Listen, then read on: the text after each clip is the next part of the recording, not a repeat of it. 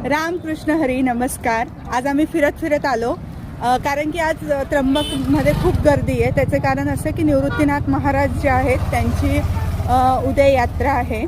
तर त्यासाठी जे आहे ब्रह्मगिरीला पायी फेरी आणि वेगवेगळ्या गावातून दुरून इथे लोक आलेली आहेत फेरी मारण्यासाठी किंवा पायी आली आहेत 8 दिवसांपासून 10 दिवसांपासून.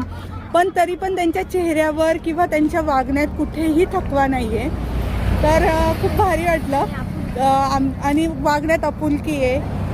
आम्ही आज असंच घरी आल्यानंतर म्हटलं चला बघून येऊ. तर बघत गेलो. खरं सांगते आमचा उद्देश फक्त जाऊन छान जेवण करून यायचा होता, परंतु आम्ही तिकडे गेलो आणि फिरत 2-3 पालख्यांमध्ये गेलो, भजन वगैरे ऐकलं, 5 मिनिटं ऐकलं, बसलो आणि नंतर एका पालखीत गेलो. अहमदनगरच्या संगमनेरची ती पालखी होती आणि महिला स्वयंपाक करताना दिसल्या पहिल्यांदा. बाकीच्या ठिकाणी सगळे पुरुष मंडळी स्वयंपाक करत होते. तर जाऊन त्यांच्यासोबत बोलत मग त्यांना आम्ही विचारलं आम्ही वाढू का. तर वाढताना आम्ही विसरून गेलो की आम्ही जेवायला आलेलो होतो आणि ते एकदम भारी वाटायला लागलं. ये तो गेम हो गया. तर त्यांनी बोलले की तुम्ही जेवण करून घ्या, जेवणच करून जा. तर पण ते आम्हाला बोलले तुम्ही जेवण करून जा. पण आमचा जो जेवणाप्रतीचा इंटरेस्ट होता, ज्या उद्देशाने आम्ही आलो होतो ना, खरं सांगते प्रामाणिकपणे आम्ही तो विसरून गेलो होतो. कारण की त्यांनी खूप छान पद्धतीने आमच्यासोबत वागले ते. आणि मग काय तरी आम्ही त्यांना वाढू वगैरे लागलो. ते आम्हाला खूप प्रेमाने दिदू म्हणत होते. तिघींना पण काय बोलले ते आपल्याला, उद्या पण या परत एकादशीचं जेवायला. एकादशीचं जेवण करायला सकाळी पण या. म्हणजे आमचा उद्देश त्यांना कळाला माहीत नाही.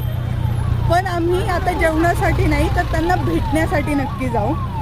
2-3 मावशी होत्या, बाकीचे आणखी भरपूर सारे होते. आणि असं नाही सांगितलं पाहिजे ना की आमचा उद्देश जेवायचा होता वगैरे. पण मी तेच बोलली प्रामाणिकपणे. आम्ही नंतर ते कन्व्हर्ट झालो आणि ते आम्हाला खूप प्रेमाने दिदू म्हणत होते. सो आम्हाला ते खूप छान फील झालं. आणि शेवटी ते असे बोलले की इथे झोपून जा. हो, आम्हाला त्यांचं ब्लँकेट ते आम्हाला देत होते. आमच्या सोबतीला राहा, आम्ही आहोत. तुमच्या सोबतीला आम्ही आहोत, इथेच झोपा. आणि खूप साऱ्या गप्पा मारल्या. आम्हाला इच्छा झाली होती तिकडे झोपायची, पण म्हटलं की नाही, घरी मम्मी पप्पा आहेत त्याच्यामुळे. तर असा आजचा आमचा हा दिवस होता.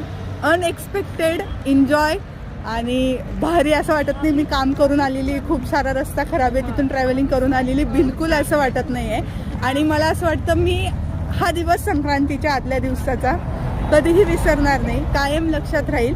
आणि लक्षात राहावा, पुढच्या वर्षी मी इथे राहील नाही माहीत नाही. तर